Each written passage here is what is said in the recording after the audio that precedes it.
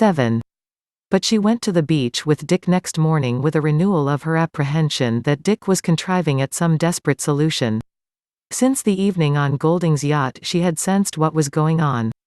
So delicately balanced was she between an old foothold that had always guaranteed her security, and the imminence of a leap from which she must alight changed in the very chemistry of blood and muscle, that she did not dare bring the matter into the true forefront of consciousness. The figures of Dick and herself, mutating, undefined, appeared as spooks caught up into a fantastic dance. For months every word had seemed to have an overtone of some other meaning, soon to be resolved under circumstances that Dick would determine.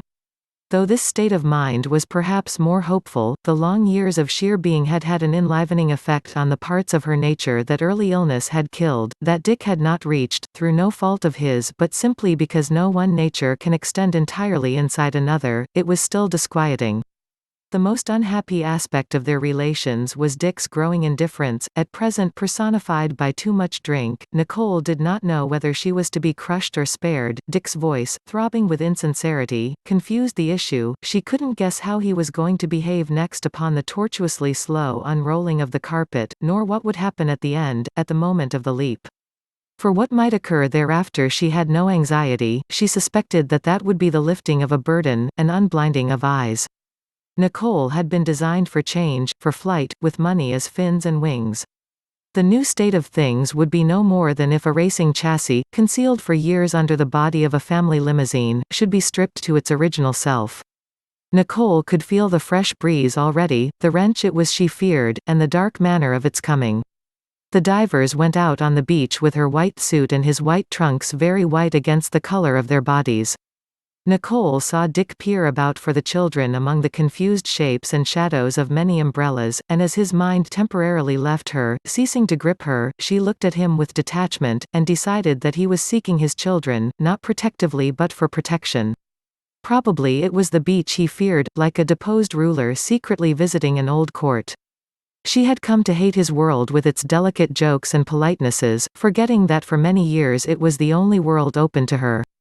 Let him look at it, his beach, perverted now to the tastes of the tasteless. He could search it for a day and find no stone of the Chinese wall he had once erected around it, no footprint of an old friend.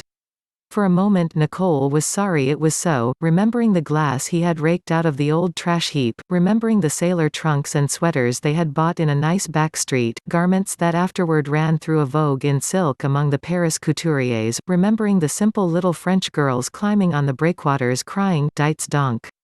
Dites donc," like birds, and the ritual of the morning time, the quiet restful extraversion toward sea and sun, many inventions of his, buried deeper than the sand under the span of so few years. Now the swimming place was a club, though, like the international society it represented, it would be hard to say who was not admitted. Nicole hardened again as Dick knelt on the straw mat and looked about for Rosemary. Her eyes followed his, searching among the new paraphernalia, the trapezes over the water, the swinging rings, the portable bathhouses, the floating towers, the searchlights from last night's fetes, the modernistic buffet, white with a hackneyed motif of endless handlebars.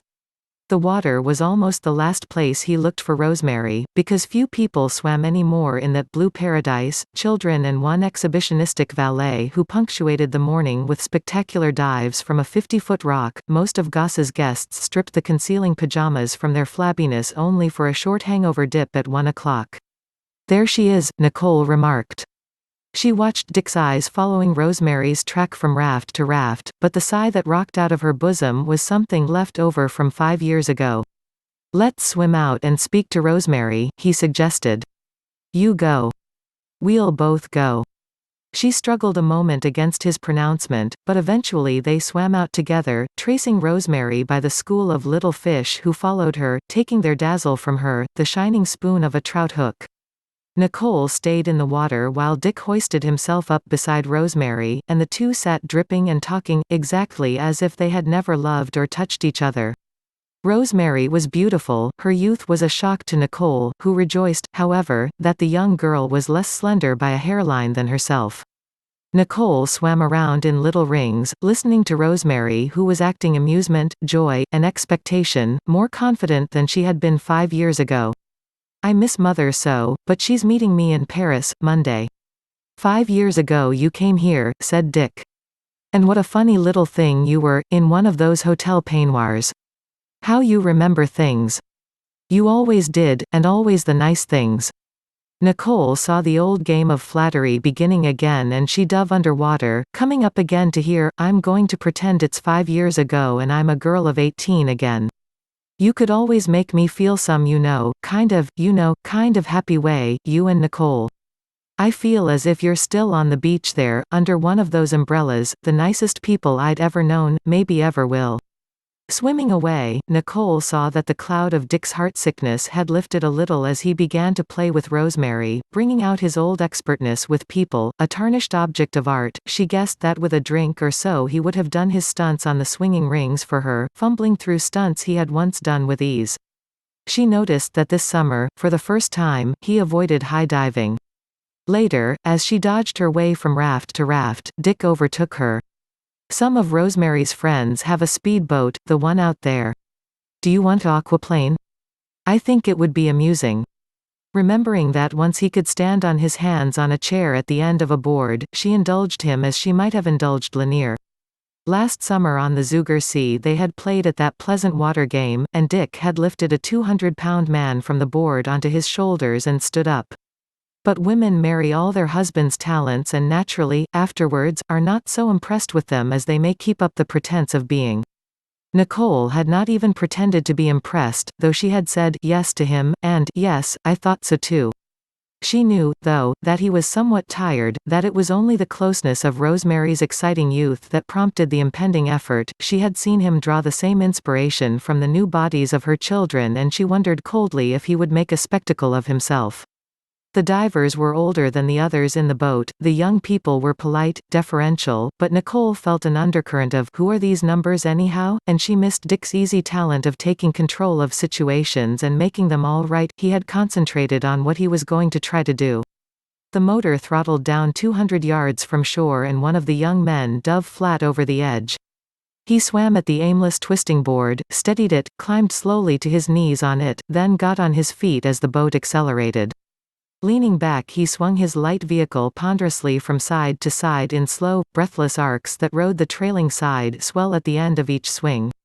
In the direct wake of the boat he let go his rope, balanced for a moment, then back flipped into the water, disappearing like a statue of glory, and reappearing as an insignificant head while the boat made the circle back to him.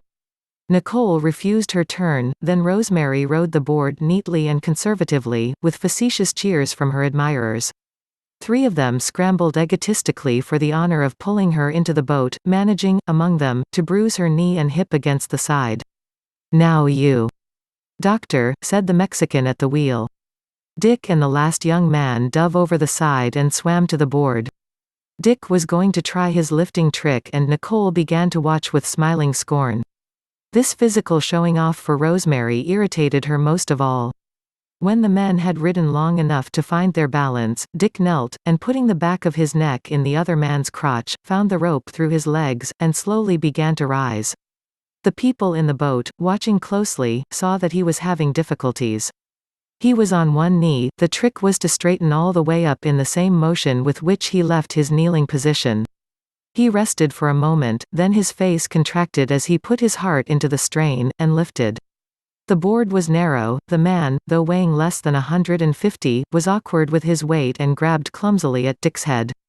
When, with a last wrenching effort of his back, Dick stood upright, the board slid sidewise and the pair toppled into the sea. In the boat Rosemary exclaimed, "Wonderful. They almost had it." But as they came back to the swimmers Nicole watched for a sight of Dick's face. It was full of annoyance as she expected, because he had done the thing with ease only 2 years ago. The second time he was more careful. He rose a little testing the balance of his burden, settled down again on his knee, then, grunting alley-oop, began to rise, but before he could really straighten out, his legs suddenly buckled and he shoved the board away with his feet to avoid being struck as they fell off. This time when the baby Gar came back it was apparent to all the passengers that he was angry. "Do you mind if I try that once more?" he called, treading water. "We almost had it then." "Sure. Go ahead." To Nicole he looked white around the gills, and she cautioned him, "Don't you think that's enough for now?" He didn't answer. The first partner had had plenty and was hauled over the side. The Mexican driving the motorboat obligingly took his place. He was heavier than the first man. As the boat gathered motion, Dick rested for a moment, belly down on the board. Then he got beneath the man and took the rope, and his muscles flexed as he tried to rise. He could not rise. Nicole saw him shift his position and strain upward again, but at the instant when the weight of his partner was full upon his shoulders he became immovable. He tried again, lifting an inch, 2 inches. Nicole felt the sweat glands of her forehead open as she strained with him, then he was simply holding his ground, then he collapsed back down on his knees with a smack, and they went over, Dick's head barely missing a kick of the board. "Hurry back." Nicole called to the driver. Even as she spoke she saw him slide under water and she gave a little cry, but he came up again and turned on his back, and Chateau swam near to help. It seemed forever till the boat reached them, but when they came alongside at last and Nicole saw Dick floating exhausted and expressionless, alone with the water and the sky, her panic changed suddenly to contempt. "We'll help you up, doctor. Get his foot, all right, now all together. Single quote. Dick sat panting and looking at nothing. "I knew you shouldn't have tried it," Nicole could not help saying. "He'd tired himself the first 2 times," said the Mexican. "It was a foolish thing," Nicole insisted. Rosemary tactfully said nothing. After a minute Dick got his breath, panting, "I couldn't have lifted a paper doll that time." An explosive little laugh relieved the tension caused by his failure. They were all attentive to Dick as he disembarked at the dock. But Nicole was annoyed, everything he did annoyed her now. She sat with Rosemary under an umbrella while Dick went to the buffet for a drink. He returned presently with some sherry for them. "The first drink I ever had was with you," Rosemary said, and with a spurt of enthusiasm she added, "Oh, I'm so glad to see you and know you're all right. I was worried," her sentence broke as she changed direction, "that maybe you wouldn't be. Did you hear I'd gone into a process of deterioration?" "Oh, no. I simply just heard you'd changed. And I'm glad to see with my own eyes it isn't true." "It is true," Dick answered, sitting down with them. "The change came a long way back, but at first it didn't show. The manner remains intact for some time after the morale cracks." "Do you practice on the Riviera?" Rosemary demanded hastily. "It'd be a good ground to find likely specimens." He nodded here and there at the people milling about in the golden sand. "Great candidates. Notice our old friend, Mrs. Abrams, playing Duchess to Mary North's Queen? Don't get jealous about it. Think of Mrs. Abrams' long climb up the back stairs of the Ritz on her hands and knees and all the carpet dust she had to inhale." Rosemary interrupted him. "But is that really Mary North?" She was regarding a woman sauntering in their direction followed by a small group who behaved as if they were accustomed to being looked at. When they were 10 feet away, Mary's glance flickered fractionally over the divers, one of those unfortunate glances that indicate to the glanced upon that they have been observed but are to be overlooked, the sort of glance that neither the divers nor Rosemary Hoyt had ever permitted themselves to throw at anyone in their lives. Dick was amused when Mary perceived Rosemary, changed her plans and came over. She spoke to Nicole with pleasant heartiness, nodded unsmilingly to Dick as if he were somewhat contagious, whereupon he bowed in ironic respect, as she greeted Rosemary. "I heard you were here. For how long?" "Until tomorrow," Rosemary answered. She, too, saw how Mary had walked through the divers to talk to her, and a sense of obligation kept her enthusiastic. No, she could not dine tonight. Mary turned to Nicole, her manner indicating affection blended with pity. "How are the children?" she asked. They came up at the moment, and Nicole gave ear to a request that she overrule the governess on a swimming point. "No," Dick answered for her. "What mademoiselle says must go." Agreeing that one must support delegated authority, Nicole refused their request, whereupon Mary, who in the manner of an Anita Lou's heroine had dealings only with faits accomplis, who indeed could not have house-broken a French poodle puppy, regarded Dick as though he were guilty of a most flagrant bullying. Dick, chafed by the tiresome performance, inquired with mock solicitude, "How are your children, and their aunts?" Mary did not answer, she left them, first draping a sympathetic hand over Lanier's reluctant head. After she had gone, Dick said, "When I think of the time I spent working over her." "I like her," said Nicole. Dick's bitterness had surprised Rosemary, who had thought of him as all-forgiving, all-comprehending. Suddenly she recalled what it was she had heard about him. In conversation with some State Department people on the boat, Europeanized Americans who had reached a position where they could scarcely have been said to belong to any nation at all, at least not to any great power, though perhaps to a Balkan-like state composed of similar citizens, the name of the ubiquitously renowned Baby Warren had occurred, and it was remarked that Baby's younger sister had thrown herself away on a dissipated doctor. "He's not received anywhere anymore," the woman said. The phrase disturbed Rosemary, though she could not place the divers as living in any relation to society where such a fact, if fact it was, could have any meaning, yet the hint of a hostile and organized public opinion rang in her ears. "He's not received anywhere anymore." She pictured Dick climbing the steps of a mansion, presenting cards and being told by a butler, "We're not receiving you anymore," then proceeding down an avenue only to be told the same thing by the countless other butlers of countless ambassadors, ministers, chargés d'affaires. Nicole wondered how she could get away. She guessed that Dick, stung into alertness, would grow charming and would make Rosemary respond to him. Sure enough, in a moment his voice managed to qualify everything unpleasant he had said. "Mary's all right, she's done very well. But it's hard to go on liking people who don't like you." Rosemary, falling into line, swayed toward Dick and crooned, "Oh, you're so nice. I can't imagine anybody not forgiving you anything, no matter what you did to them." Then, feeling that her exuberance had transgressed on Nicole's rights, she looked at the sand exactly between them. "I wanted to ask you both what you thought of my latest pictures, if you saw them." Nicole said nothing, having seen one of them and thought little about it. "It'll take a few minutes to tell you," Dick said. "Let's suppose that Nicole says to you that Lanier is ill. What do you do in life? What does anyone do? They act, face, voice, words, the face shows sorrow, the voice shows shock, the words show sympathy. Yes, I understand. But in the theater, no. In the theater all the best comedians have built up their reputations by burlesquing the correct emotional responses, fear and love and sympathy." "I see." Yet she did not quite see. Losing the thread of it, Nicole's impatience increased as Dick continued, "The danger to an actress is in responding. Again, let's suppose that somebody told you, your lover is dead. In life you'd probably go to pieces. But on the stage you're trying to entertain, the audience can do the responding for themselves. First the actress has lines to follow, then she has to get the audience's attention back on herself, away from the murdered Chinese or whatever the thing is. So she must do something unexpected. If the audience thinks the character is hard, she goes soft on them. If they think she's soft, she goes hard. You go all out of character, you understand?" "I don't quite," admitted Rosemary. "How do you mean out of character?" "You do the unexpected thing until you've maneuvered the audience back from the objective fact to yourself. Then you slide into character again." Nicole could stand no more.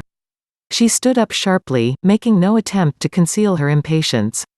Rosemary, who had been for a few minutes half conscious of this, turned in a conciliatory way to Topsy. "Would you like to be an actress when you grow up? I think you'd make a fine actress."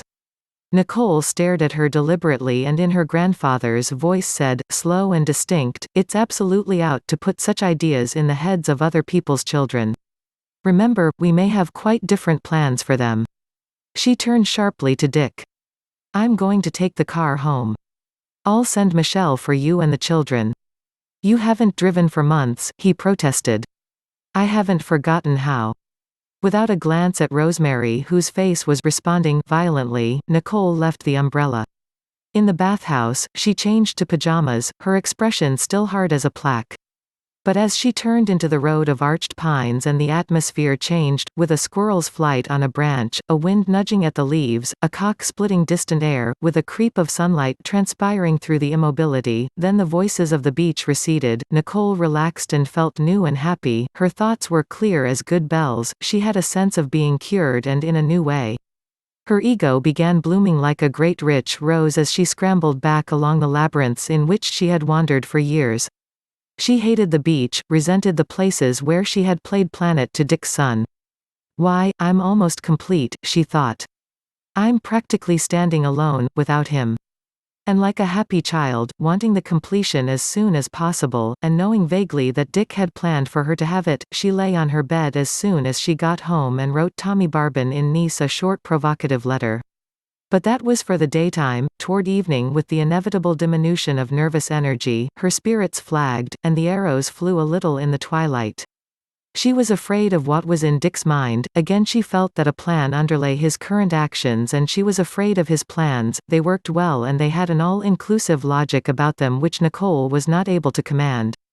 She had somehow given over the thinking to him, and in his absences her every action seemed automatically governed by what he would like, so that now she felt inadequate to match her intentions against his.